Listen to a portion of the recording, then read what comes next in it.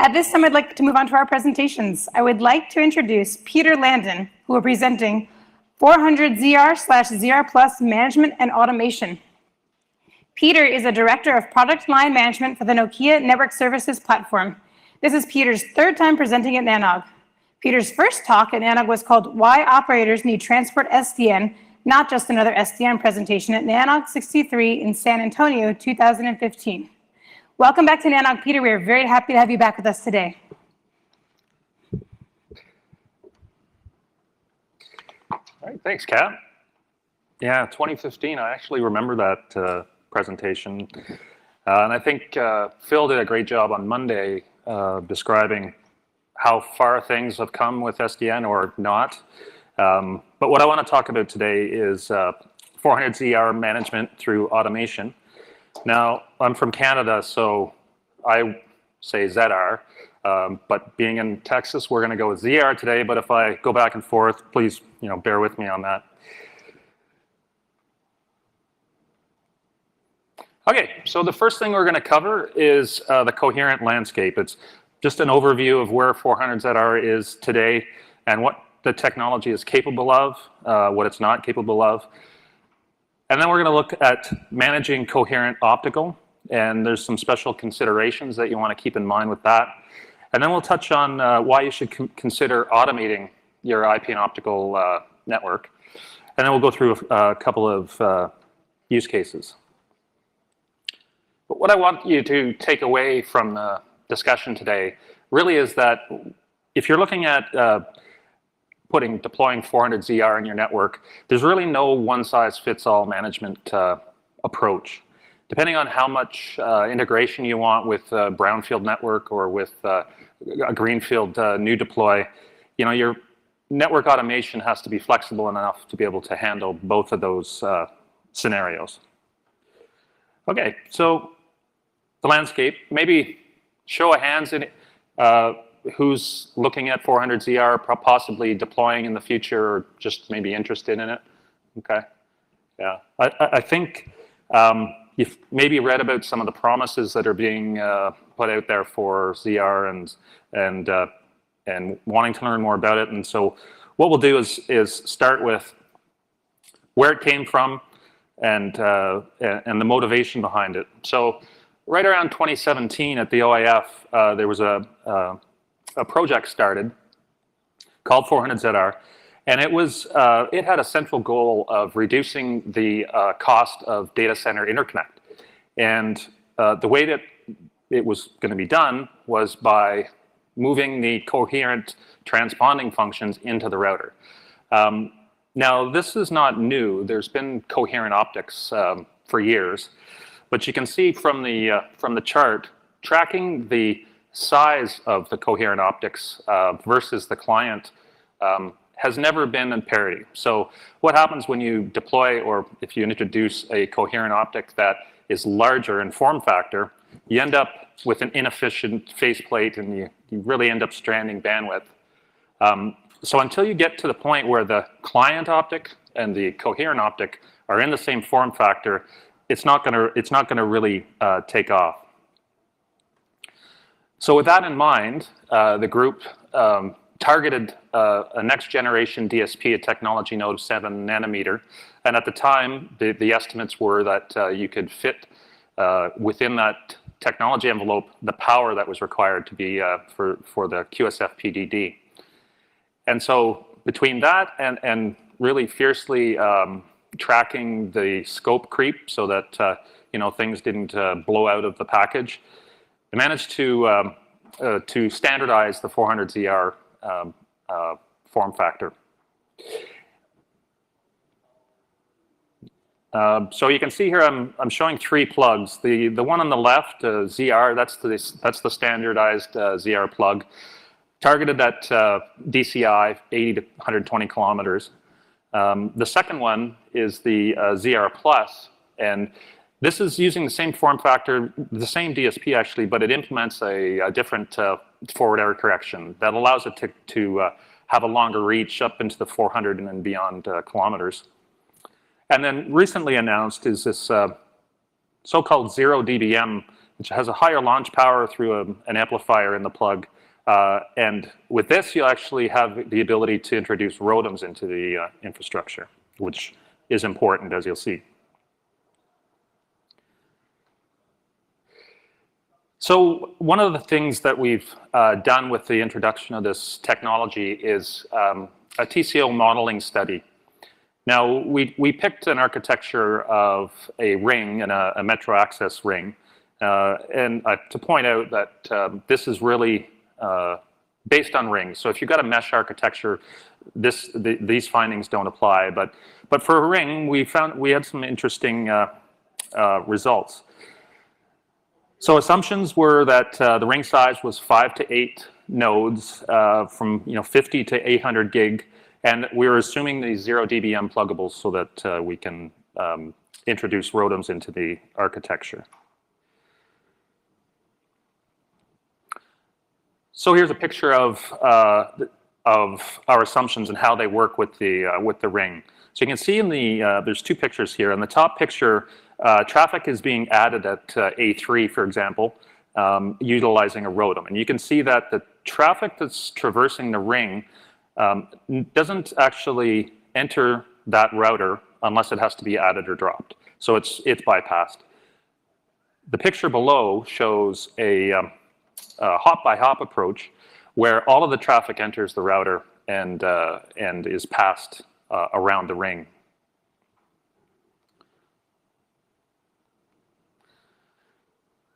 And so the impact of this type of architecture on the ring is that you end up introducing more ports. So as you can see on the chart on the left, the number of ports actually increases significantly with the number of nodes on the ring. And it's linear, but you're looking at between 2 and 5 times the number of ports versus a ROADM bypass architecture. And then on the right chart, you can see that as bandwidth increases on the nodes, you actually have an exponential increase in the number of ports because, again, the traffic as it gets introduced on the access nodes has to traverse through each and every router. So you have to build out the routers to be able to accommodate that. And really, the message here is that if you're utilizing a ring topology, and again, doesn't apply to a mesh, it's likely going to be cheaper to maintain your ROADM bypass capability than moving to a straight hop-by-hop. And a quick note on power consumption. This wasn't really part of the study, but we did look at it. That when you add up the added power consumption of the DCOs, 20 per DCO or per ZR plug, and then another 60 for a 400 gig connection within the router, you're topping out around 100 watts per connection, and versus 4 watts for a ROADM. And although it doesn't sound like much, 96 watts, over the course of a full ring, you can see the numbers do become significant.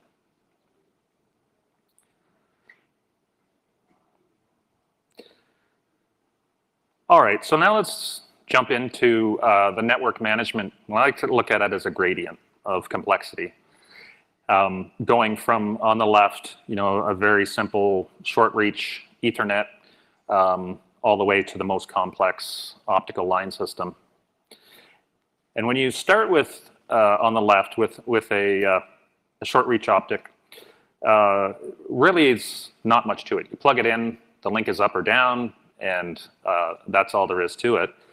And even when you introduce amplifiers, you're really still just looking at the link being up or down.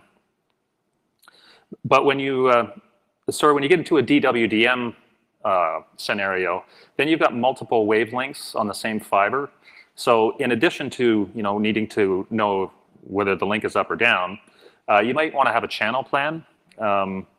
And you might want to manage the power as well. So if you're adding wavelengths to a fully filled fiber, it does help to ramp the power over time as opposed to just turning it on to avoid impacting neighboring wavelengths. And when you get into DWDM for multiple spans that introduce more line amplifiers, you can start to have a need for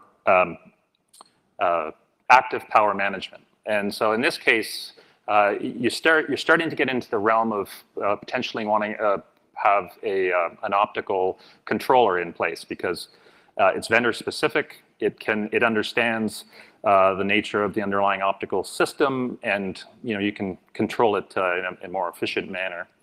And especially as you move into, obviously, the longer reach scenarios up to 1,000 kilometers, 1,300 kilometers, you're introducing possibly Raman pumps into the network, and those require dynamic gain equalization. So another complexity on the optical side, which really is best left to the optical controller. And then finally, if you get to the most complex scenario with a mix of transponders, ROADMs, and amplifiers, you still have all of the requirements of the previous stages, but you also then maybe start to get into PCE at the optical level as well. So you can see there's a wide range of requirements here that really come into play that you have to be aware of when you want to manage these types of networks.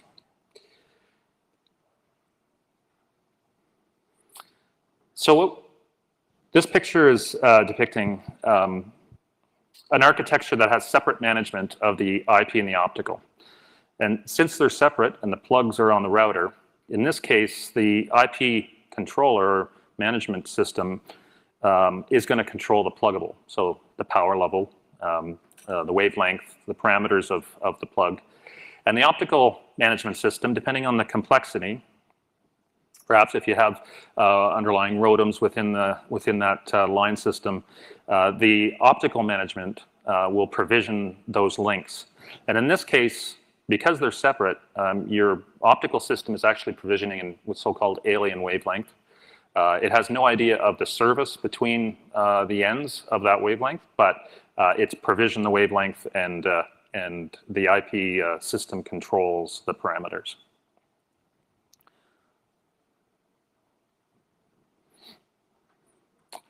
A different approach is to use a combined IP and optical controller, where this multi-domain controller, the MDSC, as it's said in the standards, uses the industry standard TAPI interface to transmit and retrieve parameters from the optical underlay.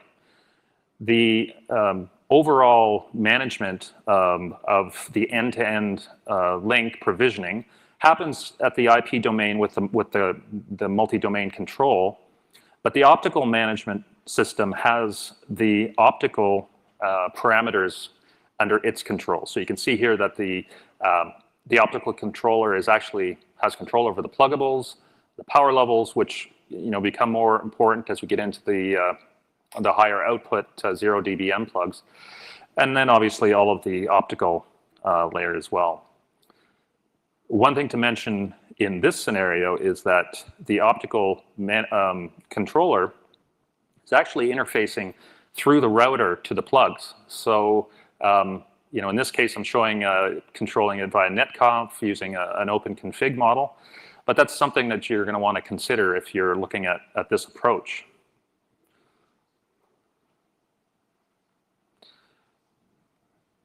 So let's talk a little bit about why it might be a good idea for you to consider IP optical coordination and a multi-domain controller.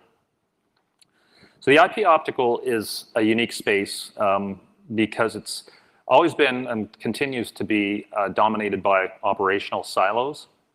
And operators often rely on different teams, one for optical, one for IP, and in a larger, well-staffed group, the person who starts an investigation into a problem, say on the IP side, likely isn't the person that's going to solve it if it's an optical issue.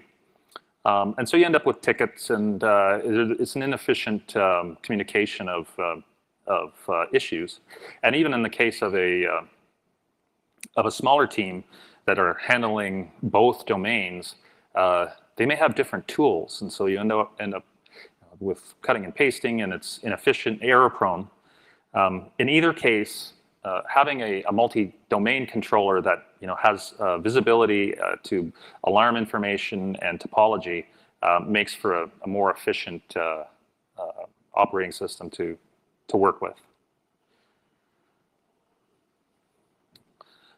So there's a number of use cases that take advantage of this cross-domain control.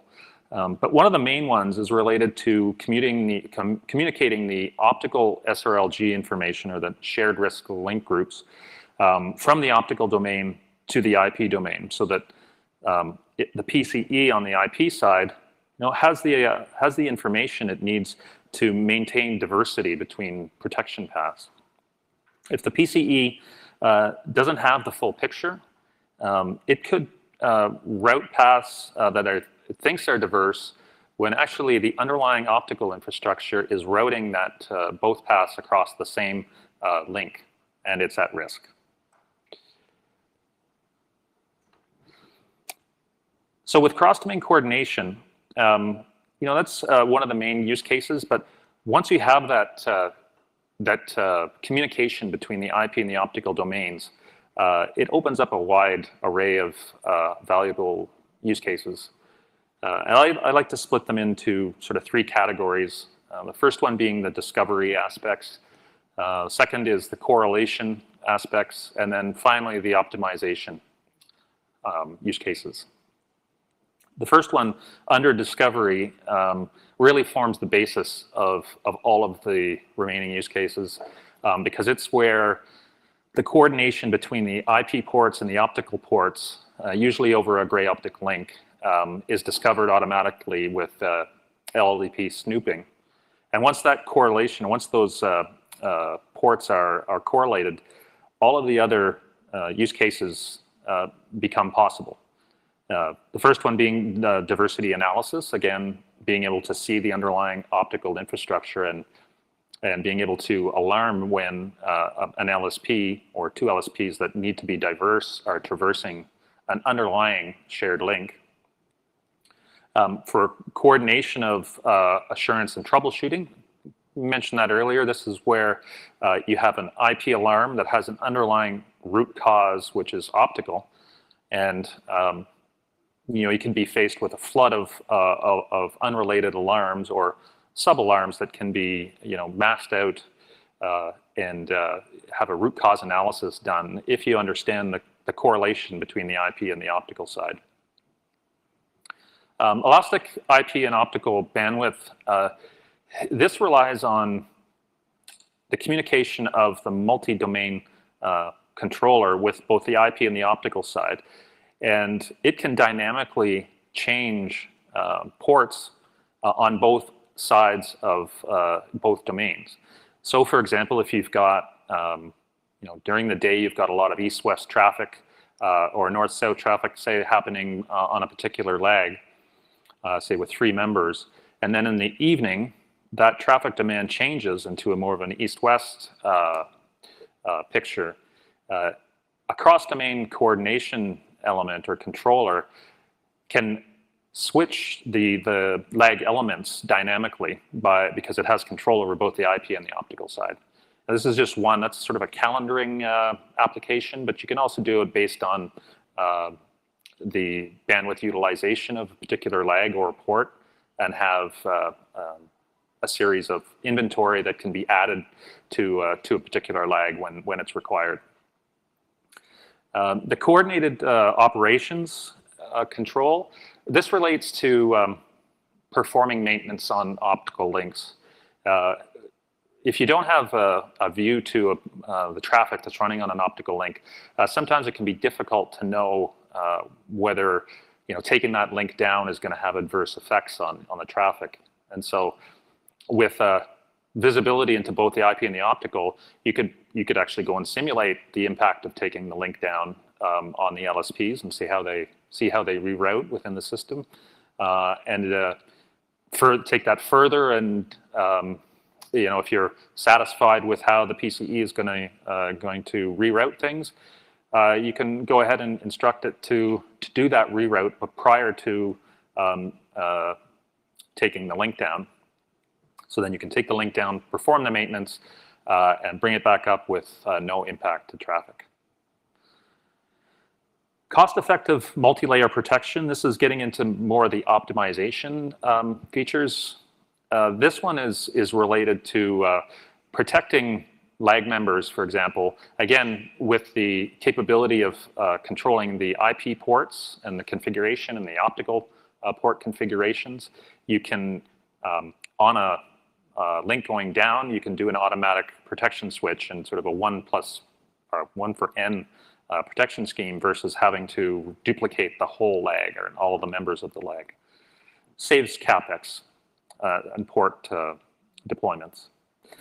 Optical aware IP routing is, I guess it's an expansion of the SRLG communication, but you can also bring across other optical parameters such as latency, for example, into the PCE so that path computation and path placement and optimization can take advantage of knowing what the latency is in the underlying optical links and make more efficient use of the path placement. And then finally, the cross-domain connection management relates to using the cross-domain controller across multiple vendors or multiple optical domains if you've got a large network, utilizing the TAPI interface such that you have a consistent abstraction of all of the optical underlay, and you can more easily create end-to-end services across the different domains.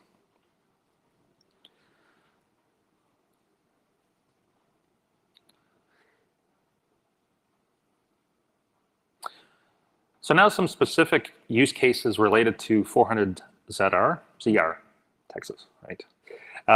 So when it comes to adding coherent optical plugs to your router, the complexity can range from point to point, very simple, to a hop-by-hop mesh type of architecture, all the way to, as we said, a ROADM-based brownfield deployment. And these are different approaches, and they utilize different management solutions. In the simplest case, you have the IP controller managing the entire system. This still may require some planning, inventory of the optical wavelengths and channels.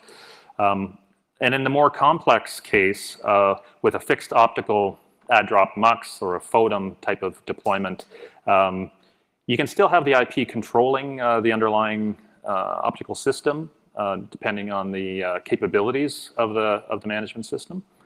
But you may want to introduce the optical controller in that case. And then finally, if you combine them using this multi-domain controller, you can then instruct the underlying controllers, which have the best capabilities per domain, combine them together, and also utilize some of the planning information that goes along with the optical infrastructure to better route your paths and according to the requirements and the capabilities of the underlying optical system.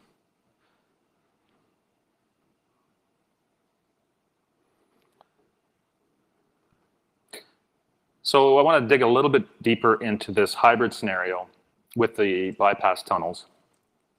So we've talked about using this multi-domain controller to set up your 400ZR link. But once you have that capability in place, it actually unlocks other possibilities.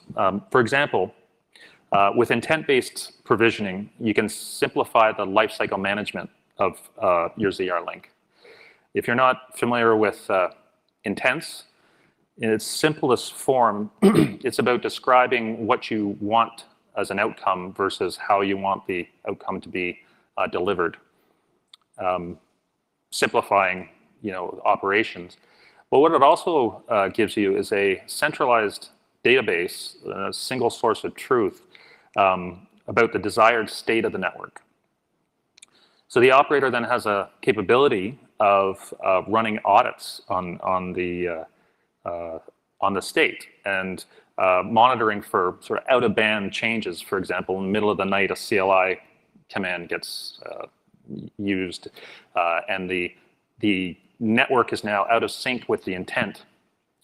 That could be flagged, and you can actually resynchronize by pushing the intent once again to the underlying network elements. And at least you know you've got a one-to-one correlation between your network and what your management system believes the intent is.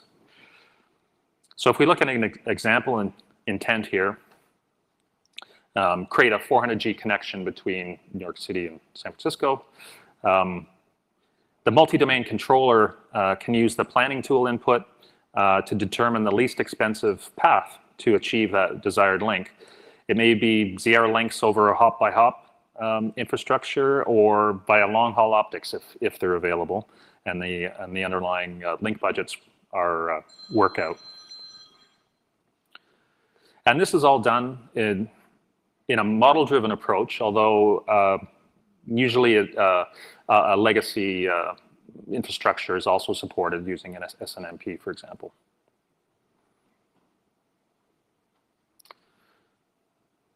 So with any new technology, there's a number of challenges. There's also a number of solutions that are being brought to bear now on this new way of transmitting coherent wavelengths. But again, the key is that there's no one-size-fits-all solution. Depending on the amount of integration that you want to do with your existing infrastructure and the architecture that you actually select, whether it's depending on the location in the network, whether it's rings versus mesh, and the number of ZR components that you choose to use. This challenge of overcoming separate IP and optical domains, really this gap widens with 400ZR because you are pulling the optical domain, for all intents and purposes, into the router. So this cross-domain coordination capability becomes even more important.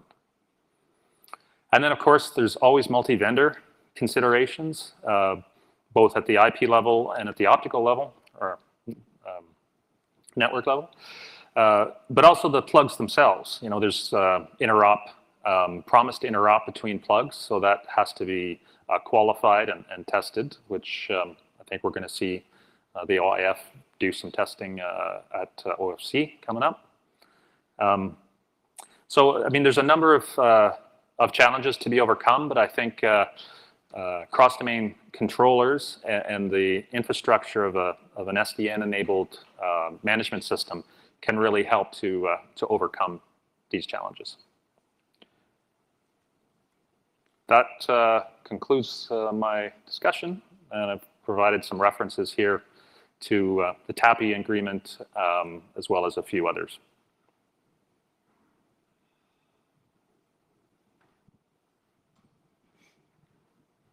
All right, we do have some questions on the chat online. And if any of you in the room would like to get up and ask some questions, feel free to as well. Otherwise, we'll just work through these. All right, so Blake Wills, this talk is excellent. Thanks, Peter. Do you have customers using coherent broadcast and select with PLC splitters instead of ROADMs a la TerraStream? And if so, any feedback on the challenges faced would be appreciated. Thanks again. Mm-hmm. Hey, Blake, how are you doing? Thanks for the question. We may, I'm not aware of any customers doing that, but it's a viable option, and I'm sure we do. We've got a lot of customers, and I can't give you any specifics, but yeah. And then Chris Woodfield asks, what is your assessment of the swivel chair operations model in terms of your confidence that the industry has enough engineers with sufficient skills and training to work with both? Yeah, that's a great topic. I think that's a whole discussion in itself. How the workforce and the aging of the workforce and the optical teams and the IP teams coming together. I think this is where the multi-domain infrastructure can really help. It's not only combining the layers and the domains, but it's also providing some information to a traditional IP engineer through these tools can really learn a lot about the optical infrastructure and vice versa. So that helps. Okay, and then we've got one more on here. James Haar asks, why not do something similar to a lower bandwidth wave side channel to provide and propagate information between optical components, including the 400ZR Plus optic on the client side? And has there been any work in this area? Well, sounds like an optical service channel that it's referring to, and that is done. That is something actually that we're looking at as well on the ZR side to provide sort of some out-of-band capabilities. But yeah, that's a good point. That's all I see here. Anybody? All right, well, thank you very much, Peter. Thank you.